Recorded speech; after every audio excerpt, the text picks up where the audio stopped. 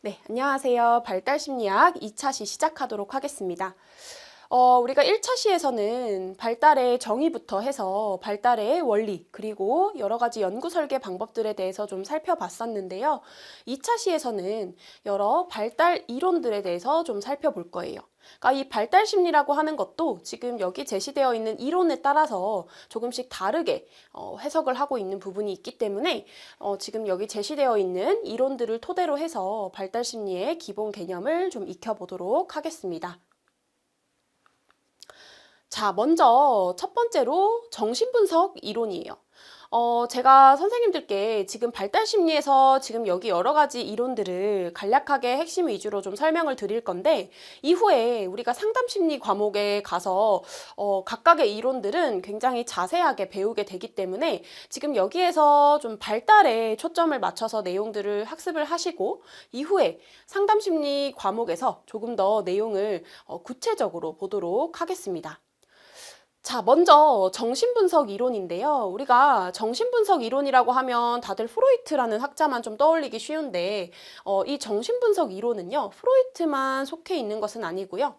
프로이트의 심리성적 발달 이론부터 해서 에릭슨의 심리사회적 발달 이론도 들어가 있고요. 그리고 융의 분석심리학과 아들러의 개인심리학까지도 내용을 포함하고 있어요. 그래서 이제 그 내용들을 좀 하나씩 살펴보도록 하겠습니다. 먼저. 자, 먼저 프로이트의 심리성적 발달 이론. 자, 여기에서 보시면 이 프로이트라는 학자는요. 성적인 발달에 굉장히 집중한 학자예요. 자, 그러면서 이 프로이트는 인간의 무의식에 대해서 굉장히 관심을 많이 보였던 학자인데요. 무의식이라는 것이 결국 인간의 성격을 결정한다라고 주장을 했죠. 자, 그래서 무의식을 굉장히 중요하게 다뤘다고 이제 말씀을 드렸는데, 이 프로이트는 우리 인간의 의식 수준을 크게 세 가지로 구분을 하고 있어요. 보시면 의식, 전의식, 무의식 이렇게 세 개로 나뉘는데요. 먼저 의식이라고 하는 것은 우리가 알거나 또는 느낄 수 있는 것. 지금 선생님들 이거 보시면서 아, 이런 게 의식이구나 이렇게 느끼고 계시죠. 이게 바로 의식인 거예요. 이걸 보면서 프로이트의 심리성적 발달 이론은 이런 거구나 이렇게 지금 선생님들께서 스스로 자각하면서 느끼고 계신 거, 이런 게 바로 의식이고요. 그 다음 전의식이라는 거는요, 약간만 노력하면 알아차릴 수 있는 것. 지금 내가 당장 의식에 머물러 있는 것은 아니지만 약간만 노력하면 금방 머리로 떠올릴 수 있는 것들이 전의식이에요. 예를 들어서 제가 선생님들한테 혹시 선생님들 이번 주말에 지난 주말에 뭐 하셨어요? 이렇게 여쭤보면 지난 주말에 뭐 했는지 내가 약간 노력하면 머릿속에 떠올릴 수 있으시죠? 또는 가장 최근에 봤던 영화 제목은 어떤 것이 있을까요? 이렇게 여쭤봐도 똑같이 약간만 노력하면 알아차릴 수 있는 부분인 거예요. 자, 그 다음에 무의식은요, 전혀 의식하지 못하는 굉장히 이제 깊은 곳에 있는 영역이라고 보시면 되죠. 근데 이 프로이트 같은 경우는 우리 일상에서 많은 부분은 이 무의식으로부터 기인한다라고 주장을 하면서 무의식의 중요성을 굉장히 강조한 학자입니다. 자, 그리고 이제 이 프로이트에 따르면요, 우리 인간의 성격은 크게 세 가지로 구성되어 있다라고 해서 성격의 삼원론 또는 성격의 삼원 구조 이렇게 이야기를 하는데요. 지금 보시면 성격은 크게 원초화, 자아, 초자아라고 하는 세 가지로 구성이 되어 있어요. 자, 먼저 원초화는요, 이름에서도 보여지다시피 성격에 있어서 가장 원초적인 부분이라고 보시면 되는데, 쾌락 원리에 의해서 작동을 해요. 그래서 이제 뭔가 굉장히 충동적이고, 당장 내가 뭔가 하고 싶은 게 있으면 해야 되는 그런 어떤 충동적인 모습, 그리고 본능에 충실하고 비합리적인 모습을 보이는 게 바로 원초화예요. 자, 그 다음에 자아는요, 그런 원초화하고는 다르게 좀 현실 원리에 의해서 작동을 하기 때문에 굉장히 합리적이고 이성적이고 사실적이고 객관적인 그런 특징들을 갖습니다. 그래서 이제 이 자아 같은 경우는 위에 있는 원초화와 그리고 이제 배우게 될 초자아라고 하는 이 두 가지 사이를 중재하는 역할을 하거든요. 그래서 이 프로이트의 심리성적 발달 이론에서는 기본적으로 자아가 건강해야 원초아와 초자아의 욕구를 잘 중재할 수 있다라는 이야기도 하고 있어요. 자, 그 다음 마지막으로 초자아는요, 도덕 원리를 따르는 존재인데요. 이 초자아 같은 경우는 우리의 양심과 연관이 되어 있어요. 도덕성, 양심. 그리고 완전이나 이상을 추구하는 존재라고 생각하시면 되는데요. 우리가 삶을 살아감에 있어서 옳고 그른 것을 판단하고 도덕적인 행위를 하게 만들어주는 주체가 바로 이 초자아인 거죠. 네, 그 다음 넘어가서요. 프로이트의 심리성적 발달 이론이라고 했기 때문에 지금 우리가 심리성적 발달 단계라고 하는 것에 따라서 지금 크게 5가지 단계로 구분이 되는데요. 프로이트는 성적인 그런 욕구에 대해서 굉장히 중요하게 생각하면서 리비도라는 개념을 주장했어요. 그래서 이 리비도라는 것이 쉽게 말해서 뭐냐라고 하면 성적인 에너지예요. 그럼 우리 인간은 이 리비도가 어디에 위치하는지에 따라서 5단계의 심리성적 발달 단계를 겪는다라고 보시면 되는데, 자, 성적인 에너지가 어디에 머무르는지에 따라서 지금 단계가 5단계로 구분이 되는 거죠. 자, 하나씩 보겠습니다. 먼저 구강기인데요. 자, 구강기 같은 경우는 출생을 해서 거의 돌 정도까지 보시면 될 것 같아요. 이거는 이제 연령이 절대적으로 정해진 것은 아니고요. 그냥 이제 우리가 보편적으로 봤을 때 그냥 이제 이런 연령을 좀 따르고 있다 정도로만 참고하시면 될 것 같아요. 자, 먼저 구강기는요. 지금 명칭에서 보시다시피 리비도, 이 성적인 에너지가요. 입과 입술에 집중되는 시기예요. 그러다 보니까 이 구강기에 아이들이 가장 많이 보이는 욕구는 무언가를 빨고, 입으로 빨고, 삼키고, 씹는 그런 행위들을 통해서 어떤 욕구를 충족시킬 수 있고 쾌감을 느낄 수 있게 되는 거죠. 그럼 이제 이 구강기 때는 아이에게 있어서 뭔가 빨고 삼키고 씹는 그런 행위를 충분히 할 수 있도록 양육자가 도움을 주는 것이 필요한데요. 이때 만약에 지금 이런 빨거나 삼키거나 씹는 행위가 적절하게 발생하지 않으면 고착이라는 것이 일어나요. 우리가 이 고착이라고 하는 개념은 뭐냐면요.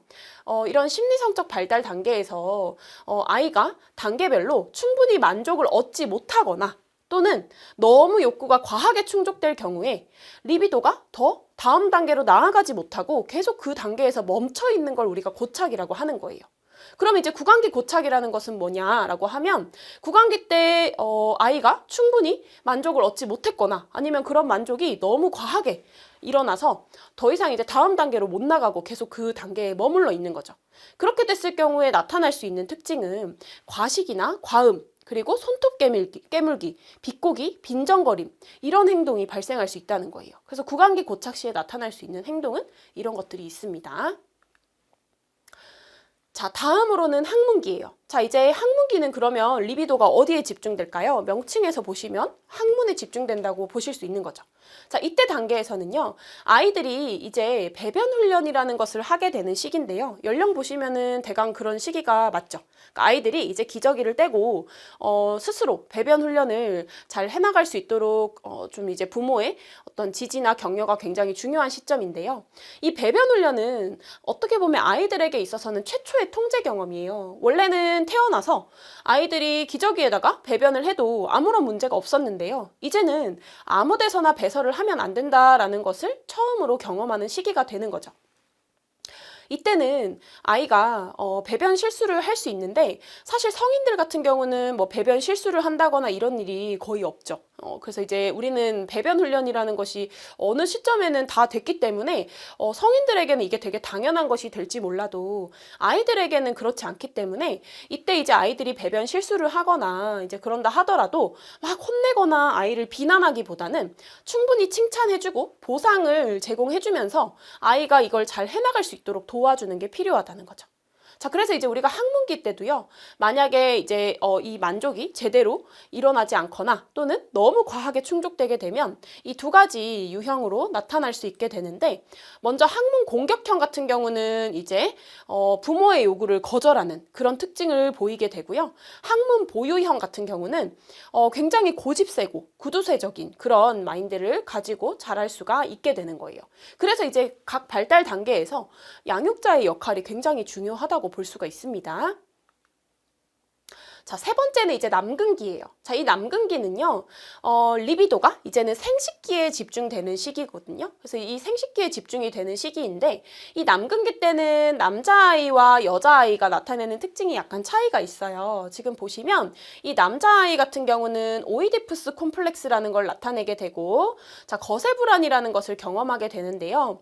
이 오이디푸스 콤플렉스는 제가 나중에 상담심리 이론에서 좀 더 자세하게 다루기는 할 거지만 간략하게 말씀을 드리면 이 남자아이가 동성의 부모인 아버지에게 적대감을 느끼고 그리고 이성의 부모인 어머니에게 어떤 성적인 욕구, 매력을 느끼는 거죠. 그러면서 어떤 힘의 논리로 봤을 때 내가 아버지보다 힘이 약하기 때문에 거세를 당하진 않을까에 대한 그런 거세 불안을 느끼게 되는 단계가 바로 이 남근기예요. 그러면서 이제 이때 단계에서는 이제 더 이상 아버지하고 싸운다고 하더라도 힘의 불균형을 이제 인지를 하면서 내가 아버지를 이길 수 없겠구나라는 생각을 하면서 동성 부모에 대한 어떤 이제 동일시가 일어나요. 그래서 내가 아버지를 보면서 어떤 여러 성적인 역할을 학습하게 되고요. 아버지를 동일시하면서 내가 더 이제 아버지처럼 되려고 하는 그런 모습들을 보이는 게 바로 남자아이가 보이는 오이디푸스 콤플렉스인 거죠. 그러면 여자아이가 보이는 엘렉트라 콤플렉스는 뭐냐면요. 마찬가지로 여자아이도 아버지에게 어떤 성적인 욕구를 느끼면서 어머니를 적대시하게 되는데, 근데 이제 그때 단계에서 여자아이 같은 경우는 남자아이처럼 남근이 없기 때문에 어떤 이제 거세 불안이라는 걸 느끼지는 않지만, 다만 이때 여자아이는요, 아버지하고 자신의 생식기 구조가 다른 것에 대해서 이게 해부학적인 결함이라고 생각해요. 그러면서 이 해부학적인 결함이 어머니 때문이라고 느끼게 되는 거죠. 그러면서 이제 자신에게는 없는 그런 남근을 선망하게 되는 그런 어떤 이제 현상이 발생하게 되고요.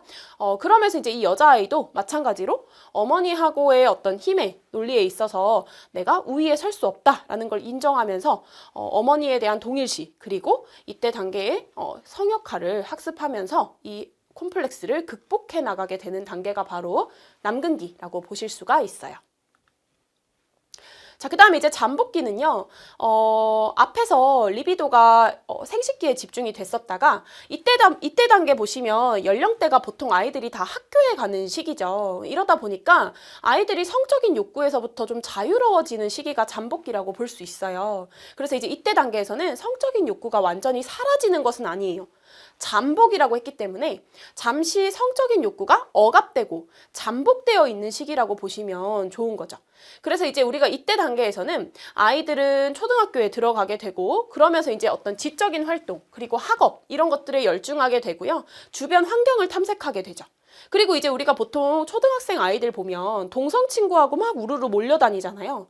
그러면서 이제 사회에서 내가 어떤 규칙을 익히고, 그리고 이제 어떤 사회에서의 규범이나 법 이런 것들에 대해서 좀 익혀나가는 시기. 그래서 이제 초자아가 점점 더 많이 발달하는 단계라고 볼 수 있는 게 바로 잠복기가 되겠죠.